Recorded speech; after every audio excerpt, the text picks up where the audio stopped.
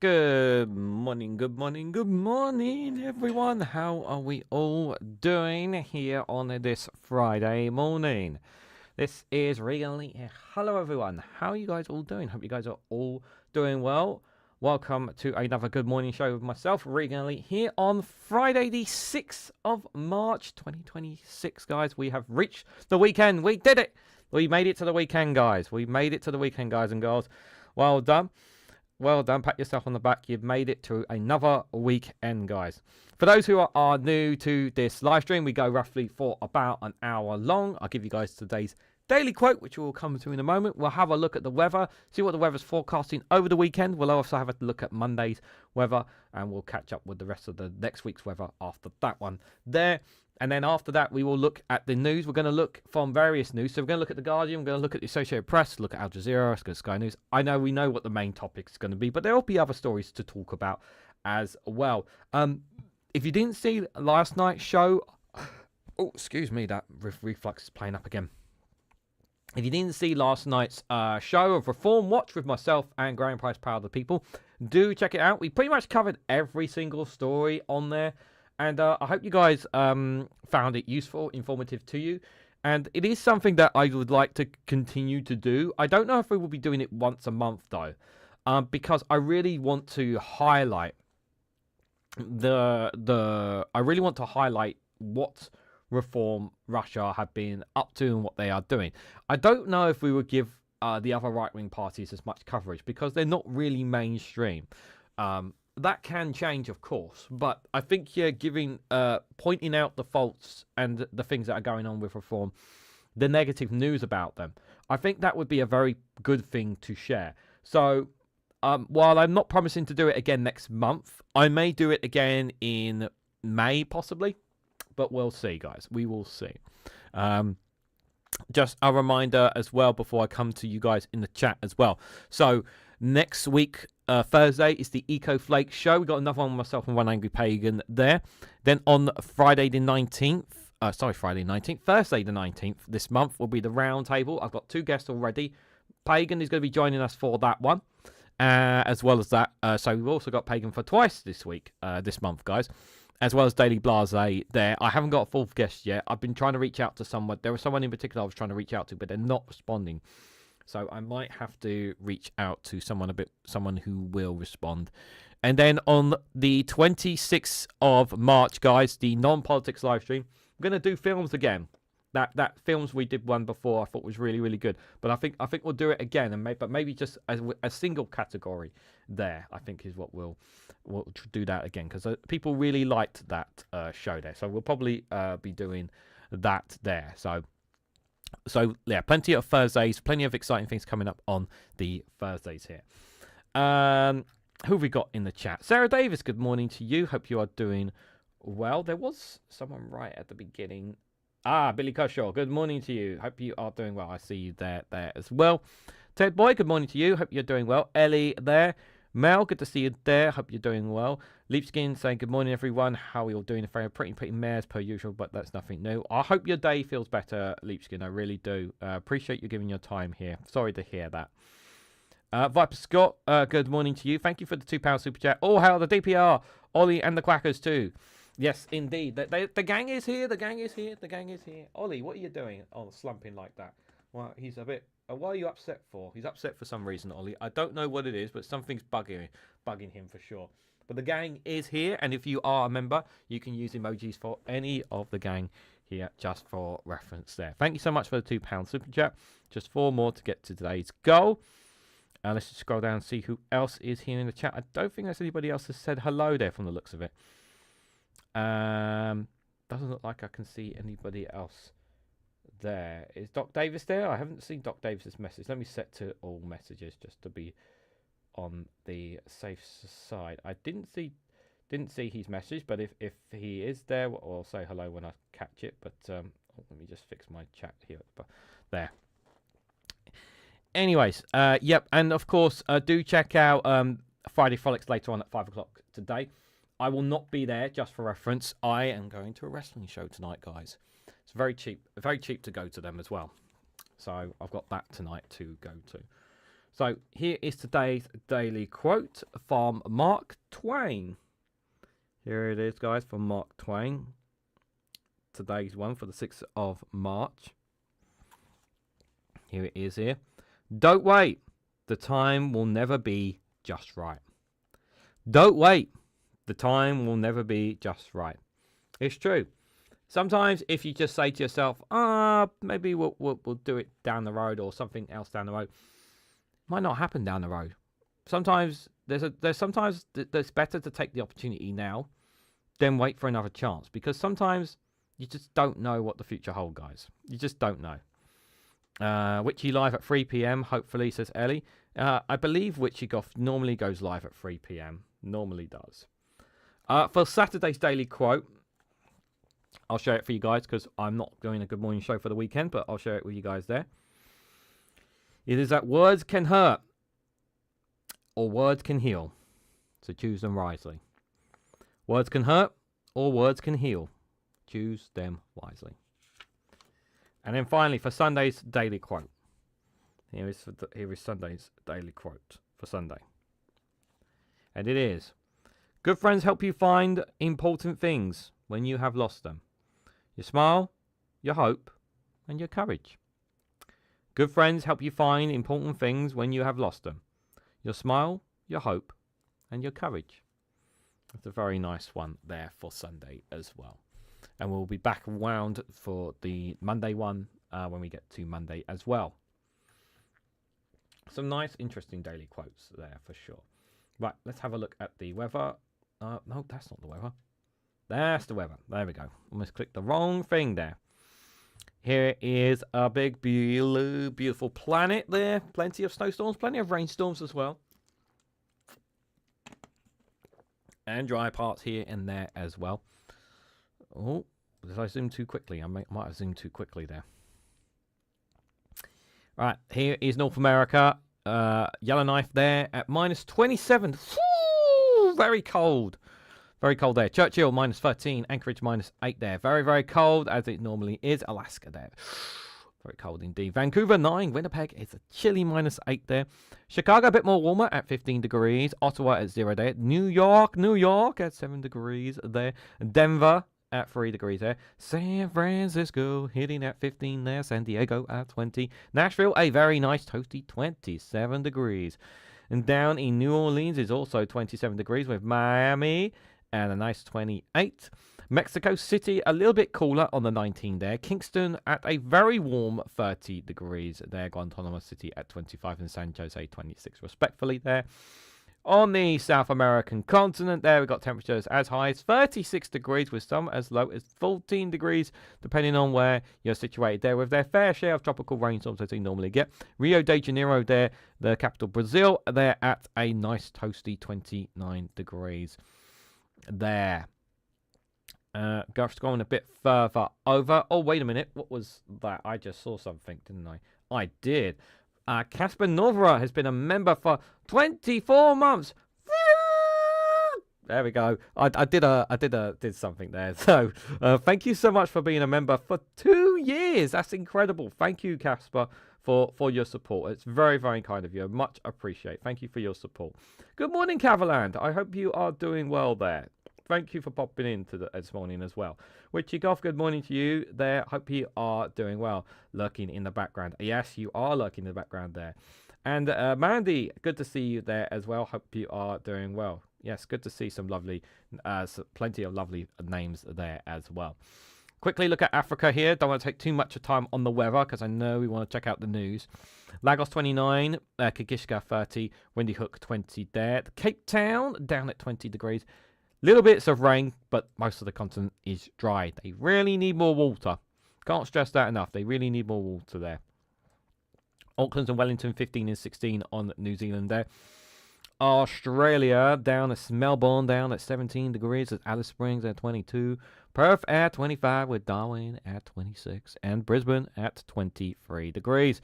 Singapore there at 26 degrees as well. Bangkok at 28 there. With Taiwan's currently experiencing some showers as well as capital there at 16 degrees. Tokyo experiencing a very not so nice weather there. Even though it's 12 degrees, not too hot and not too cold. Experiencing some rain and snow on the Japanese islands there, we can see. In Beijing there at -2 degrees, very cold in the Chinese capital, with Shanghai at 5 degrees there. Moving a bit further across, New Delhi at 22 there. In other parts of India, some temperatures as high as 27 respectfully there. A bit more in the Middle East, where things are not very good right now for innocent people in those areas. Tehran 10, Baghdad 14, Kuwait 16, 18, Riyadh 17, Ankara 17. But I don't think the temperatures is what they're thinking about right now, of course. Port Sudan 24, Khartoum 28 there. We'll have a look at our good friends over in Iceland. They've got quite a snowstorm there. 3 degrees it is right there for them. There, 3 degrees they've got right there. So, how is the continent of Europe doing in terms of temperatures? Madrid 10, Lisbon 12 there, with some rain and some snow on the south of Spain there. Southern Spain got perhaps some snow there. How much of that actually settles is very, very unlikely given the temperatures they're in right now. Tripoli there, a nice warm 20 degrees, Tunis 16, Algiers 13 there on the north, right on the edge of the North African coast into the Mediterranean there. Pomelo 13, Rome 15 there in Italy there. South of France, Nice at 15 degrees there. Very nice temperature. Not too bad, not too warm, not too cold. Bern at 11 degrees there. Zagreb 12. Vienna 13, Tarija 14, Athens a nice 15 degrees there.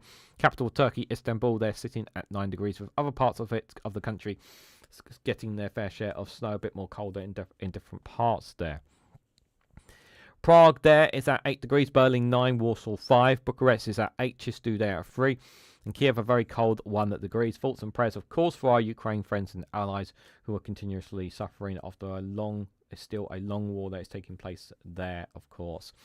Moscow -1, Volgograd -3, St. Petersburg 0 there, and Oslo there at 3 degrees. And we got Paris at 15 and Brussels at 14 respectfully here. So these are the temperatures this morning, is what we are looking at right now here for the UK. We've got London as high as 12, Cardiff 9, Dublin and Belfast 7, Manchester 6, and Edinburgh 6 there respectfully. If we switch it up just a little bit here, oops, not the oops button, to later on here. Temperatures staying roughly around about 5, 6, 8, 9, 10 degrees. There will be some showers around about where I am, but nothing too serious there. I'm just having a quick look there. It won't show me later on in the evening, which is a bit concerning. But most of that drizzle will dry up there. So most of the UK is going to be dry pretty much today from the looks of it here. So you won't need to worry too much about that. It's just about the temperatures there. You can see Friday night into Saturday morning there. Temperatures really do drop off if you're in the north of England and living in Scotland, in Northern Ireland and Ireland there. You can see those temperatures very, very chilly going into the next morning there. You can see temperatures as low as 2 degrees. For where I am, won't be so bad. We can get away with it with 6 and 7 degrees. I do come back very late from this wrestling show that normally, because it doesn't finish till like 11 o'clock at night. So I'm not sure whether I'm taking the light jacket or the heavy jacket. I'm tempted to take the light jacket though. I haven't decided yet. Might take the light jacket, even if it's going to be a bit chilly. Crossing a bit more over into Saturday lunchtime. This is what temperatures increase back up quite to a fair share there. 9 and 10 degrees respectively there for Saturday on the weekend. Little bits of showers. And again, like I said, it's going to be a dry day for the weekend. So whatever plans, if you've got plans tomorrow, you should definitely enjoy it while it's outside, because temperatures aren't going to be too bad. It's not going to be too cold, not going to be too warm. And of course, there's not going to be too much rain going to be in your way as well. So why not, guys? Why not go out there and enjoy the weather? Even in Saturday evening, temperatures aren't going to drop too much there, so it wouldn't be so bad as well. Even there, but in late evening on Saturday there, we can see those temperatures do drop in again, depending on where you are in the UK. And then if we go overnight there, temperatures dropping is 3, 5 degrees overnight on Saturday night into Sunday morning. But again, it's going to be dry, so it's not going to be too bad. They're not going to be too cold. And then again, if we go into Sunday here, temperatures will peak back up again to 11 and 10 degrees. Might be a few scattered showers here and there in a few bits there, maybe in parts of Scotland, maybe in parts of 1 or 2 dots in Wales and England, but mainly most of it should be dry there. And then if we just have a look at Monday, see what they're forecasting for Monday overnight there. Overnight Sunday into Monday, temperatures aren't going to be too bad again. Again, 7, 6, 7 most parts, but for where I am, 8 and 9 there respectively. So it's not going to be too bad there. And then again, temperatures coming back up to 12, 13 degrees So we do have mainly some dry spells for the next couple of days from the looks of it there for Monday as well. So yeah, it looks like next couple of days we're going to be getting some dry spells. And then Monday to Tuesday, just have a quick look there. Not too much of a drop in temperatures there. The drop just 6-7 degrees for them. But it looks like there'll be a bit of rain forecast on Tuesday. But overall, next couple of days, there will be some showers here and there, but mainly will be dry, which is very good, guys, which is very, very good indeed. So, yeah, make the most of it. I've got a very busy weekend for myself. I'm going to be doing quite a fair bit of travel. So it's going to be a bit of a pain in the backside, but hey ho, there you go. Right, let's have a look at some of the stories here, guys. What do you think what the news is talking about today? Good morning, Ellie. If I didn't say good morning to you, if I didn't, hopefully I didn't miss anyone in saying hello to there as well. No worries, Witchy Golf. No worries. If you're back to lurking, no worries. Right, let's have a look and see what the Guardian is saying here today. So, front of the Guardian under UK politics here, Nigel Farage has discussed the Chagos Island deal at Mar-a-Lago dinner with Donald Trump tonight. UK politics live. So yeah, guys, he's not in Clacton again. Once again, he's missing in Clacton. He's not even in Parliament, which is somewhere he's very rarely at as well. Yeah, Nigel Farage is, guess what, in the United States, and he's sucking up to Donald Trump. So he's going to take a lot of waffle from him, and he's basically going to try to pressure him to say more bad things and do more bad things to Keir Starmer and the UK government, because his priority is himself and not the United Kingdom, of course. So we could expect, guys, we could expect some True Social posts of Donald Trump criticising Keir Starmer for being a weak, spineless leader again, or something along those lines there. What I'm kind of hoping instead is that he gets, rather than him gets a meeting with Donald Trump, that he gets told that Donald Trump doesn't want to meet him, or he's got other things going on instead, and that Nigel Farage actually wasted his time trying to meet him. That's the best outcome. That would be the best outcome for us there. What else we got here? So the Home Office may forcibly remove child asylum seekers from the UK in handcuffs. You're going to put children in handcuffs. The move is part of a scheme to target families for explicit voluntary removals before entering removal proceedings. Children may be forcibly removed from the UK in handcuffs. To overcome non-compliance as part of the proposals, Home Office is considering to send more asylum seekers' families back to their home countries. Since coming into office, the government has pledged to deport more migrants and has increased both voluntary and enforcement returns, although some of those who have left the UK voluntarily did so without informing the Home Office. While some migrant families are removed each year, on Thursday the Home Office announced a new pilot scheme to target 150 families in the asylum system, primarily those whose claims have been refused, for expected voluntary removals, with enhanced cash payments of £10,000 per person up to £40,000 per family. So I actually saw a piece yesterday from Nick Ferrari with callers kicking and screaming about this money that we're paying families to leave. And it was literally told to him by a Labour minister that he had on there that it would cost more, like £120,000 to have, it would cost £120,000 to maintain and look after an asylum a migrant within a hotel or home or whatever it is, right? And this is the thing that he and many of his callers are too stupid to understand. If we are paying them £40,000, up to £40,000 to leave the UK, rather than paying them £120,000 to stay in the UK and pay for all their additional costs, plus having a home or wherever they are, it's like, well, you're actually saving taxpayer money there. And obviously, Nick Ferrari and some of his callers don't understand maths there. So you're actually saving actually saving us money. Now, could some of these people, you pay them money to leave and come back? It's possible, but we just don't know there. But yeah, guys, he wants to Shabina Mahmood wants to handcuff children, guys, because yeah, that's definitely something that people are definitely on board with, you know.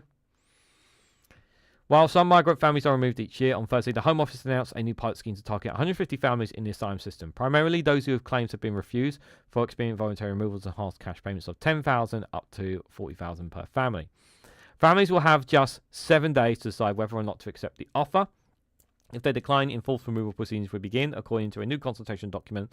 Proposals that could include handcuffing children who resist being put on a plane and sent back to their home country. That's right, guys.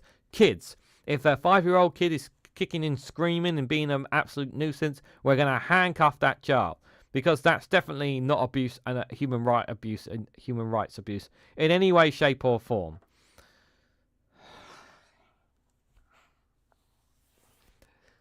Children. Handcuffing children. Like, what are we coming to here? Terrible. Hey, I know that Bing Podcast Network. Good to see you. Good to see you guys. Hope you guys are doing well. I don't know if you guys are going live today, but do let us know if you guys at the Bing Podcast are going live today. We want to let our fabulous viewers know so we can check you out there. I'm pretty sure that is Mikey Famine there speaking there. It's good morning to us here. It's probably late at night your time. But yes, if you are going live on Friday, do let us know and we'll keep an eye out for sure. She said, my home country will not be safe for me. My family's safety is more important than money. The email states, act now to request support to avoid facing potential removal from the UK. Do you know what? I think this is a good opportunity, guys. I think this is a good opportunity to go to a tweet by Zach Polanski and kind of just show just how thick Shabina Mahmood really is. Because, you know, you really should be careful about things that you say, knowing that you could very well, you know, things that you say in the past could come back and bite you in the arse. And she really did got absolutely destroyed, shall we say. Let's just say that she got destroyed.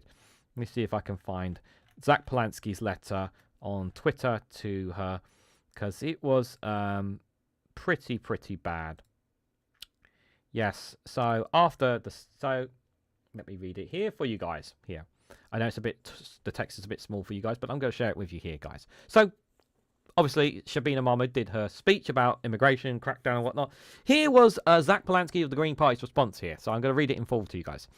So, I noticed today that you referred to me in your speech on immigration at the IPPR think tank. You said a party leader should not be on the beaches of France, encouraging people to make a perilous crossing on small boats.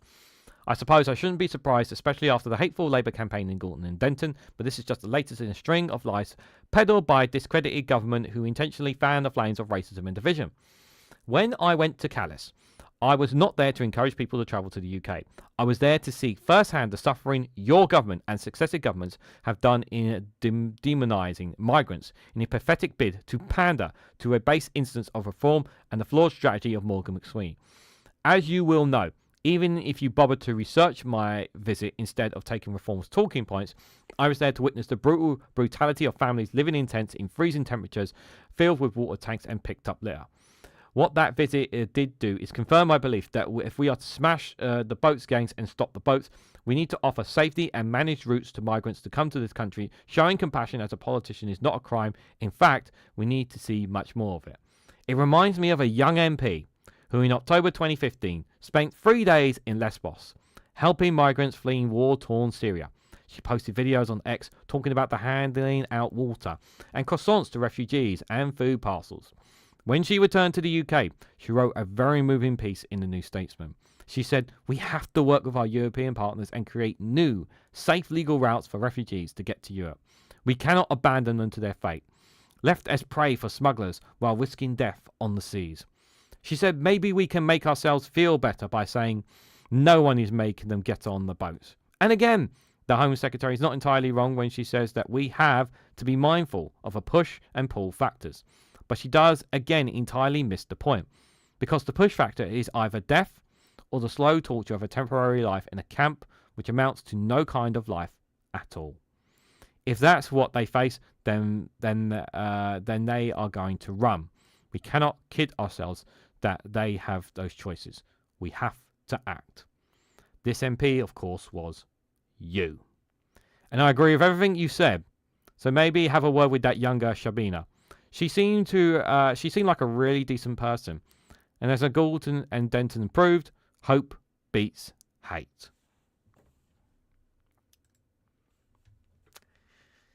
Yeah.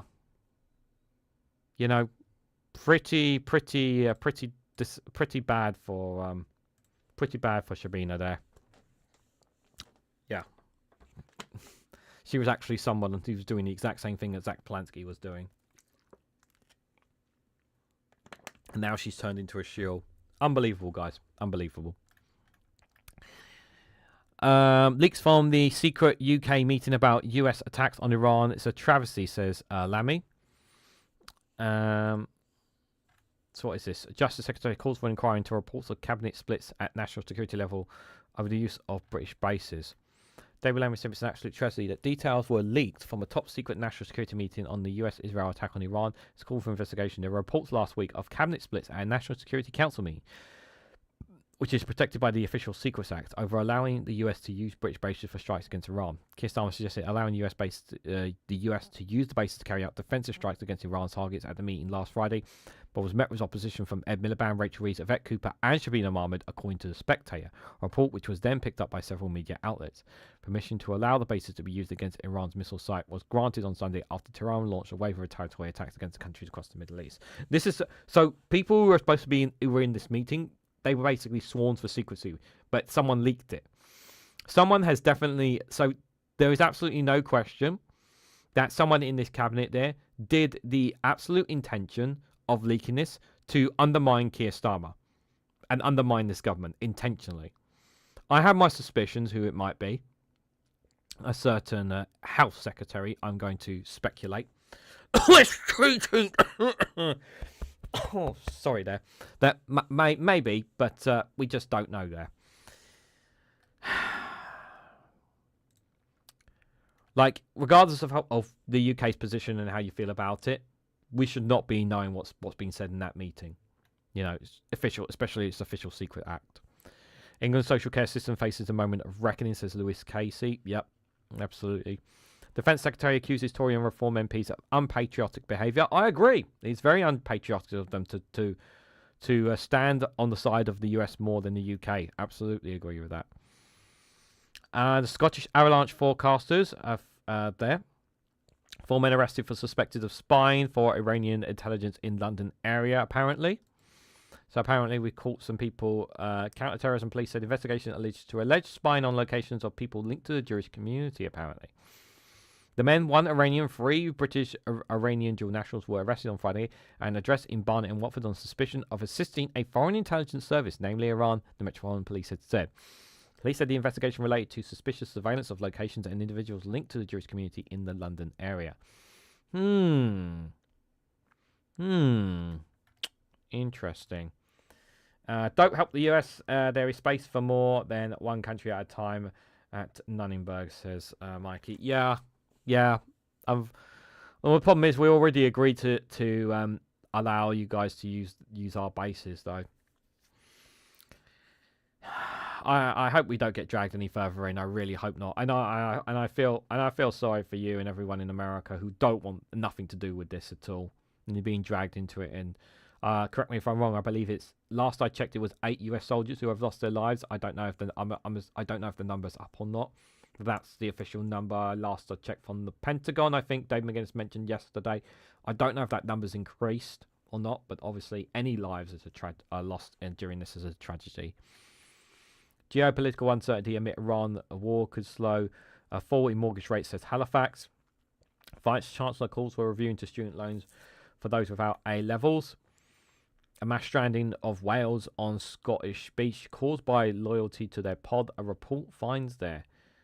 Oh, that's terrible. That's absolutely terrible to see there. Speaking of America, let's see what the Associated Press is saying for us this morning here.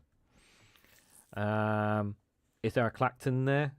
What in Germany? Not that I know of. This is Associated Press. So right now in their live feed, they have Israeli strikes, pound Iran and Lebanon as the US warns attacks will intensify. It says Sri Lanka takes control of an Iranian vessel off its coast after the US sank an Iranian warship. So my understanding is that the US struck the ship that was of no threat to the United States, by the way. Just targeted it just because it was Iranian. did not go out of their way to help those people who go out to help those who basically jumped into the water and were stranded in the water, and basically other countries had to scramble to try and save them, which is just so disgusting, absolutely disgusting. Country by country, here's how the unfolding war is affected in the Middle East and beyond. Lack of notice about Iran strikes and defense help frustrations some Gulf nations, AP source says. Yeah, you don't say. You know, I don't think the UAE and Qatar were totally on board with this. I'm just, you know, from what I've read and heard, I'm just saying. I don't think, they were on board with it. Saudi Arabia is obviously a different story. I do think that they were told to a certain extent, because obviously they don't have a very nice relationship with Iran. But yeah, as for the other nations on the Strait of Hormuz, yeah, I don't think they were aware of it. People love to hate changing the clock twice a year, but can't agree how to fix it. How do you fix it? I don't know how you fix it. London police have 4 men arrested. We just saw that story. This is one of the best stories to come out of the US yesterday. Trump fires Homeland Security Secretary Christine Noem. Oh, sorry. Let me. One of the most evil, wicked women working for the Trump administration, Christine Noem, vampire Christine Noem, after mounting criticism over her leadership. It wasn't just crap leadership. She should face jail. She is ultimately responsible for 2 innocent Americans dying. She is responsible for so many families being separated from each other. And we're not just talking about those that aren't American citizens, non-American citizens as well. So many people's lives have been destroyed by her reckless, and it is reckless leadership. She should, without a shadow of a doubt, face jail time. I don't know if she will or not. I hope so. Krusty, her name is pronounced Krusty the Clown. That's disrespectful to Krusty the Clown. Now, Krusty the Clown is not. Even Krusty the Clown is smarter than her. Come on, man. Krusty the Clown is much smarter than her, and a much better clown as well. Attempted suicides, flights, pains. 911 calls reveal misery at ISIS largest detention facility. Like, come on, like.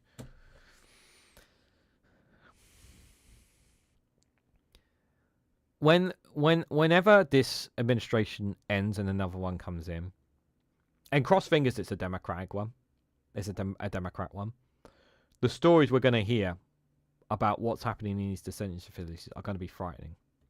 It's going to be really frightening and uncomfortable to read. And that's for sure. I'm not looking forward to seeing it. Justice Department published missing Epstein files involving uncooperative claim about Trump. Yeah, that obviously Trump screwed children. There's no two ways about it. Like, the evidence seems quite strong in the Epstein files that he did. But, you know, obviously the Republicans can't say anything about that. But the Clintons, we got to look at the Clintons, guys. We got to look at the Clintons. But we can't look at Donnie, you know. But the Clintons, there's something definitely there. Which there is something there for Bill Clinton. I think that's for sure. What else is there? Tarantino becomes famous for viral video. Can Republicans turn that against him? Our GOP Republican Tony Galvalis of Texas ends re-election bid after admitting to an affair with aide. Oh, that was very helpful to you.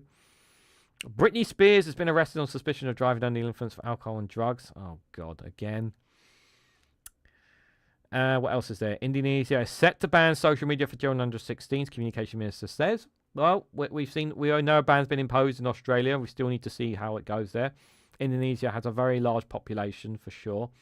Controlling that is a very difficult challenge for any government there. Trump takes forceful step to pressure Latin American leaders to reduce China's ties.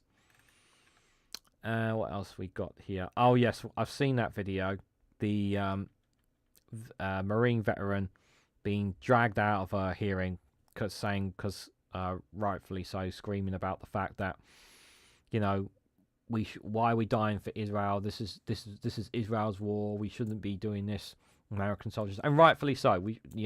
America should not be involved in all of this. But yeah, I've seen it already. It's uncomfortable to watch.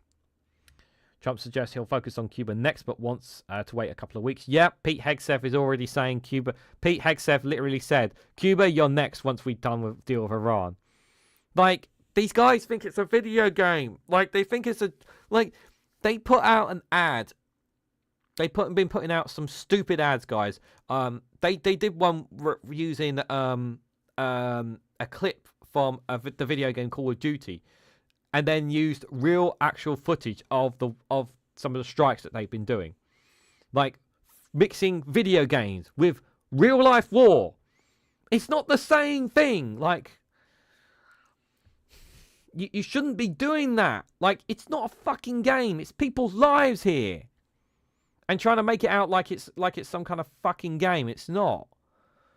Sorry, I shouldn't be swearing this early in the morning, but it's infuriates me so much. Just on going off topic, you know, that it reminded me of a scene in, or not a scene so much, but even a mission in Call of Duty 2, I think it was, Modern Warfare. There was a where you would play as a Russian terrorist, and you would come out of a lift with a bunch of other Russians out of a Russian airport, and basically all you did was just gun down civilians. Literally just gunning down civilians. Like, but even that, and I've played that, you know, and even I understand that was a video game. But just like, but for some people, that can have a psychological effect on some people. Remember when they said that video games will make you violent, and now this Reganelite? Yeah, you know, I've had more than 20 days of in-game time of Call of Duty, and that's not counting waiting in lobbies, by the way. Like, so I've played it a lot. I don't play anymore. But, like, I think I turned out all right, chat. You guys can tell me in the comments. But, yeah. It's not nice to mix the two. Any other stories here before we move on here? Elon Musk defends tweets in a lawsuit alleging that caused Twitter stocks to fall before acquisition. Oh. Scientists say they have solved the mystery of what killed more than 5 billion sea stars. Scientists have solved the mystery of what killed over 5 billion sea stars known as starfish off the Pacific coast of North America. What was it then? Sea stars, often known as starfish, typically have 5 arms, and some species sport up to 24 arms. They range in colour from solid orange to tramskis of orange, purple, brown and green. Starting in 2013, a mysterious sea star wasted to see spark and mass die-off from Mexico to Alaska. The endemic had devastated more than 20 species and continues today. The worst hit was a species called the sunflower sea star, which lost around 90% of its population in the outbreak in the first 5 years. Yes, that's really horrible. This is really is quite gruesome. Healthy sea stars have puffed arms sticking out, but said that wasting disease caused them to grow lesions of their arms actually off. The culprit, bacteria, also known as infected shellfish, according to a study published on Monday in the journal Nature, Ecology and Evolution, apparently. The findings solve a long-standing question about a very serious disease in the ocean, said Rebecca Vega Fronberg, a marine biologist. It took more than a decade for researchers to identify the cause of the disease, with many false leads and twists and turns in the way. Early research hinted the cause might be a virus, but it turned out the densovirus that scientists initially focused on was actually a normal resident inside healthy sea stars and not associated with disease. So Melly Pranskis there. Other effects missed the real killer because researchers studied tissue samples of dead sea stars that no longer contain the bodily fluids that surrounds the organs. But the latest study includes detailed analysis of the fluid called coalomic fluid, where the bacteria Vibrio, I can't say these words, guys, I'm sorry. It's incredibly difficult to trace sources of so many environmental diseases, especially underwater. Yep. He said the detective work by this team was really smart and difficult and significant here. Now that scientists know the cause, they have a better shot at inverting to help see stars. Penta said that scientists could potentially now test which of the remaining sea stars are still healthy and consider whether to relocate them or breed them in captivity. To that, transport them into areas that have lost almost all their sunflower sea stars. Scientists may also test some populations have natural immunity, even if treatments like probably can help boost immunity to the disease. Such recovery work is not only important for sea stars, but for the entire Pacific ecosystem, because healthy starship globals gobbles up sea yuccan, researchers say. Yes, they do. Sort of instance when you see them, they eat almost everything that lives at the bottom of the ocean. With many fewer sea stars, usually they turn gobbled up around 95% of the cap forest in Northern California within a decade. These cap forests provide food and habitats for a wide variety of animals, including fish, sea otters, and seals. Researchers hope the new finds will allow them to restore sea star populations and regrow to keep forests that fumble compared to the rainforest of the ocean. I think I'm not sure. Maybe myself and Pagan might cover this a bit more in detail in the EcoFlake show next week. And the ocean will destroy the kelp beds as well, says Mikey. How do we reverse this? It seems like we don't really have a solution apart from. It seems like the only solution we have for it at the moment seems like just to get them out there and have them in captivity for now. I think that seems like the only logical solution there. It seems like it. Let's have a look at some other stories, guys. Let's going to go to Al Jazeera, see what they are saying today. I'm just going to refresh it, actually, because I paused it just for reference there. Not going to play the live feed, thank you. Tehran hit by heavy bombing on day 7 of the Israeli US war on Iran. It's one of the latest there. Actually, you know what? No. Let's go to the live feed instead. Let's see what the live feed is saying. Excuse me. So 2 minutes to go. Iran's foreign ministry claims US-Israel targeted Tehran's elementary school. Iran's foreign ministry has accused the US and Israel of carrying out attacks on hitting an elementary school in Tehran. In a post on X, the foreign minister shared footage of what appeared to be school classrooms was blown out of windows and extensive debris. He did not mention casualties. So the US have said, last I checked when Pete Hegseth was asked about this, I think 4 or 5 times now they've said they're investigating it. That's all they've kept saying is they're investigating it, which is basically the Israeli playbook when it comes to atrocities at Israel, of course. Israel claims to have destroyed the Supreme Leader's underground bunker. Israel's military claims 50 of its fighter jets attacked what's described as the underground bunker in Tehran that has been built for the late Supreme Leader. In a statement, it claimed the compound extended beneath entire streets in central Tehran, including meeting rooms, adding a senior government official continued using the facility after his killing. This is what they're alleging. Iran's president said mediation should address those who ignite this conflict. Media effort should be directed at the US and Israel, said Iran's president. Let's be clear, we're committing to lasting peace in the region, yet we have no hesitation to defend our nation, dignity and sovereignty. Yep. And right, yep, they were, because they were struck first in this instance. It's very important. 5 people have been killed, 7 wounded in Israeli attack in Lebanon. Iran's Defense Council members threaten attacks in Iraq's Kurdistan as well. Israel issues displacement threats for Lebanon's Bekaa Valley. The Israeli army issues evacuation threat. Huge explosions seen in Tehran. Iran says targeted US facilities in Kuwait. Recent strikes at targeted US bases and more attacks will follow. They said over the past few hours, various types of destructive drones on the army grounds forces have been targeted. American military bases in Kuwait in large numbers. The attacks will continue in the coming hours.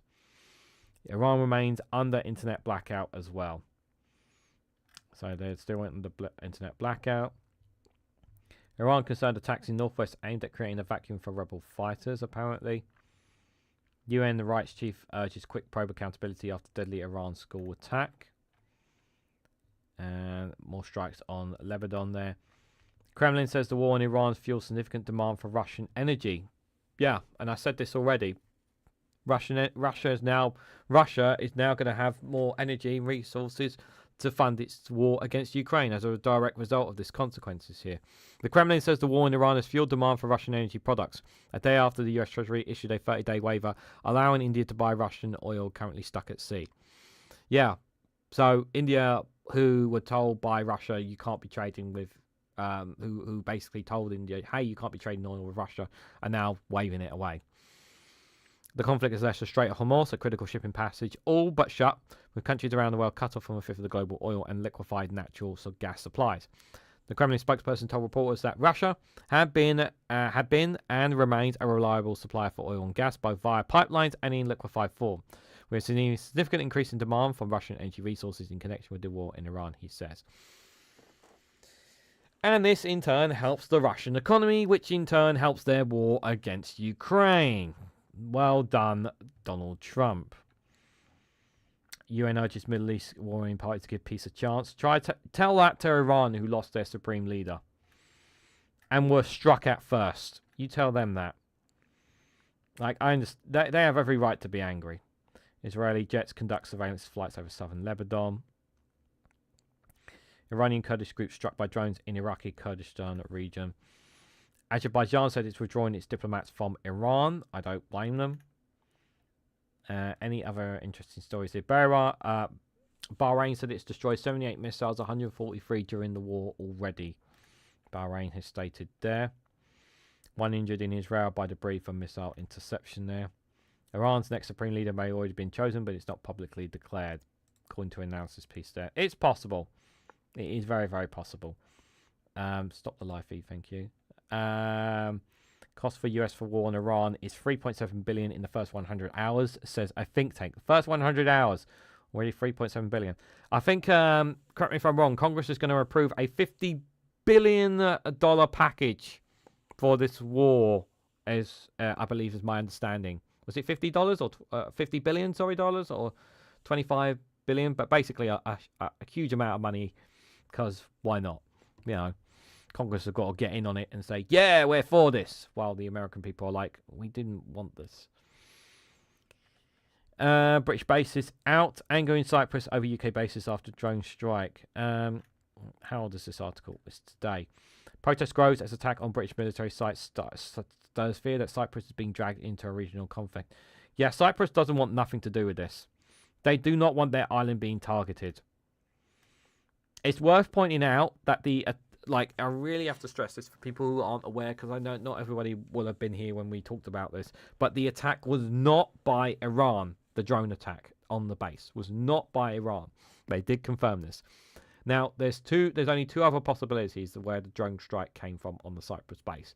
Either one, it came from Hezbollah, which doesn't really make logical sense, because I don't know why Hezbollah would strike at a UK base when they've not really struck Lebanon and Hezbollah in any way. So that's very unlikely.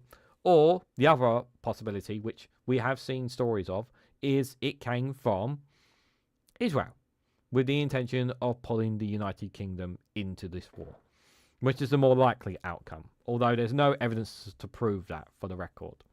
But that is the conspiracy theory going out there now. What is this about Labour giving failed asylum seekers £40,000 to leave? You missed that story. We were talking about it earlier, Dizzy. There. But Mikey, drill, baby, drill. Yeah, build, drill, baby, drill. Yeah, because drilling for more oil is definitely going to fix the situation. Any other stories here from Al Jazeera? Segregation row after South Africa's multi-million-dollar crime wall plan apparently there. Our children were sold off. The South Africans are sent to fight Russia's war. What? This was yesterday. Men lured into fighting in the Ukraine war said Africans were subjected to worse treatment on the front lines.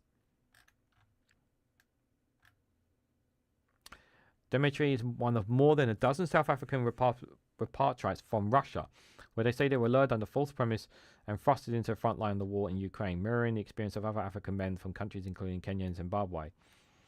In November last year, it came to light that several South Africans aged between 20 and 39 had been sent to Russia for what they believe would be security training, but soon after they were conscripted into paramilitary groups and sent to fight in Ukraine. No! Don't go to Russia! You can't take anything from them. Seriously. Like, you've been told, oh, you're just going to Russia for security training. No!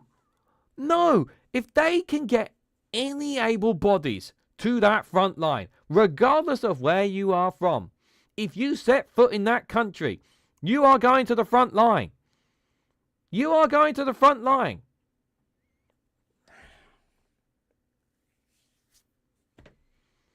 Now, I don't know if this was this the government's decision to do this? Daughter South Africa's president resigned as lawmaker. She was implemented in the recruitment drive and the police opened an investigation against her. So the government weren't on board. Okay. So it sounds like the government wasn't completely on board with this here.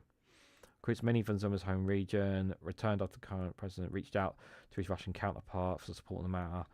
The returnees and their families are now fearful of reprisals from the recruiters and possible prosecutions under South Africa law, which prohibits citizens from fighting in foreign conflicts. Spoke to Al Jazeera on the conditions of their identities be concealed. We were told we'd be trained as VIP bodyguards. A 28-year-old who told Al Jazeera that Zumi and her stepmother were at the forefront of recruiting the men. Initially, she pretended to be going to Russia to retrieve us, but later we learned that she had never left South Africa. She thought she was pretending to be on the front line of a WhatsApp chat group. This is how we ended up in the trenches. Spokesperson for the returnee families and associates were allegedly paid at least 14 million by Russia's Wagner group to secure the service of the men. Our children were sold off, said one parent. They were promised jobs, but instead they were used. Statement. Story broken in South Africa's media. Forced to step down from a position in Parliament to represent her father's opposition. Look. I'm just gonna say this, like on the caveat, right? We've seen stories of people being promised that, like, to help shore up Russia's economy, like, come to Russia and you can do this if you can do this job X, Y, and Z. Right? They have advertisement promotion out there, promising all sorts of things to people if you go to Russia, right? But even if, right, you're being told to go to Russia for nothing to do with the war, right? If you're fit and able, they will put you on the front line because they do not care. They do not give a fuck. They will put you on that front line. We've covered a story in the past relating to this. Like, any kind of store, any kind of, like, it doesn't matter what it is. It's literally a scam. Any kind of whatever is offered to you in any way going towards Russia, just say no. No matter how good the offer is. Yeah, no matter how big, no matter how small, just don't take it. Because there is, once you set foot in that country, there's a high chance you're not coming back out of it. And you're being shifted to the front line in Ukraine. Just don't go down that road. Oh God, I hate that Russians trick people into that. You know, I know people's lives in Africa are really poor. I understand that. I understand that point. No, I don't, because I've never set foot on the continent. But whatever your life is right now in Africa, it will not be better if you set foot in Russia, because you're just going to end up on the front line. You just are. Right, got about 6 minutes left. I spent too much rambling on that. They put the North Koreans on the front line too. Yeah, but technically though, Russia and North Korea have a relationship, don't they?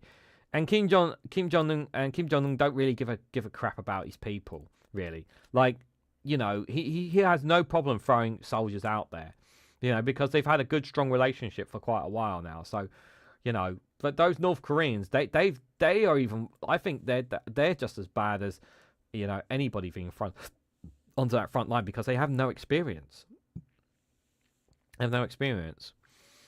Yeah, it's really tragic. It's really, really tragic.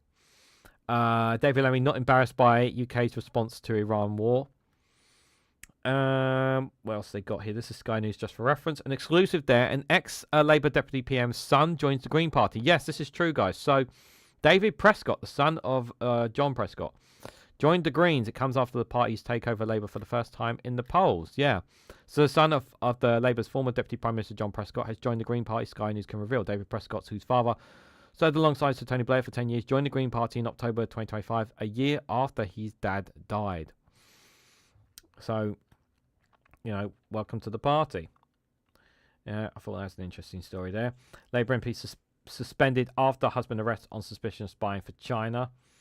Yes, Dave McGuinness covered that story on his show there earlier. Any other stories? Sky News doesn't have a lot of stories. 4 men arrested. Yep, we've seen that already. Passenger hits out at delayed UK charter flights. Is that to do with the Middle East, though? First government charter flights to the Britons. Okay, look. For people who are kicking off about, flights being delayed or whatnot, you have to understand, I mean, this isn't rocket science to understand this. There's missiles and drones being shot at all the time in the skies. It's not exactly safe to fly chartered flights out of the Middle East, It's really not that hard to realise that. And not everything is going to be perfect and on time. You're come on. If flights and charters get delayed, then it is what it is, I'd rather they get delayed than get put in the air and then get hit by a drone or a target and then you find out that civilians were killed. Whether it was intentional by Iran or mistake by Iran or an accident by Israel or America or something along those lines, I would rather, they be delayed before getting out than being forced to get out and then possibly getting shot down. Just saying. Got about 4 minutes left. Guys, just quickly before I head out, obviously we're not going to hit today's Super Chat goal, unfortunately, but I do appreciate everyone being here. So Phil Morehouse will be live at 12 o'clock if you want to check out a different biases live stream there. There won't be no agenda because Graham Hughes is in Ginger Island. I don't know when he's next going live, just for a reference there. Witchy Goth, I think, is going live later on today at 3 o'clock. I don't think she is. I know she's going live on Sunday. I don't know if she's going live later on today. But if not, there will be Friday Frolics at 5 o'clock from Daily Blase. Don't know if Mikey Fam and the Bing podcast going to go live later on today at all. But Max Robertsby will be live at 8:30 tonight as well. So a couple of live streams for you guys there. Let's just check out some stories here from African News. Families of Kenyans fighting for Russia in Ukraine petition the parliament there. So similar story to in South Africa that's happening in Kenya there. Ugandan students examined from Iran speak of trauma. It says Iran denies seeking talks to the US after Trump's comments. Yep, any kind of talks is bollocks. Iran are not looking for any kind of talks. They haven't. Lebanon displays scramble shelter there. South Sudan army to try soldier civilian massacre there. Majoris is considering legal action against the UK over the Chagos Island deal. A Thompson 7:30. A Thompson. Sorry, thank you for reminding me, Billy. Yeah, A Thompson will be live 7:30. I won't be there for any of the live streams, as you guys know. I'm going out tonight, so I won't be available for any of them there. Rocket interception, debris sparks fire near Tel Aviv. Any other stories that we haven't seen here? Don't look like it there. Just having a quick look. No, it doesn't look like it there. Let's have a look at the BBC before we go. We've got about 2 minutes left. I'm just trying to find my feed here. Where is it here? Let's have a look there. PM stands by decision to not join strikes on Iran and sends more jets to Qatar. I am concerned, which Dave McGuinness did point out in his live stream, yes, about do we have enough jets to protect ourselves from any strikes here in the UK? I do think that's something we should be concerned about. Indeed. Starmer tries to reassure as Iran crisis deepens. That's the best thing he can do, really, in this situation there.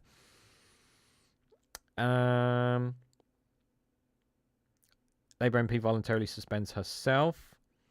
We saw the seed election story yesterday. Evening stock markets and oil prices still volatile over fears Iran war may drag on. Yep. Those are old stories. Let's have a look at the front of the UK. Man being sentenced for murdering ex-sister and her children in a revenge attack. Absolutely terrible. Lender lift mortgage rates as Iran war hits borrowing cost. I'm still haunted that he died alone. The last voices of the COVID inquiry. People never got justice for what happened with the COVID inquiry, guys. People never got justice for that. For what happened with the... They partied, the Conservatives, while people died. And people forget that. They've never been sorry for it, guys. They've never been sorry for it.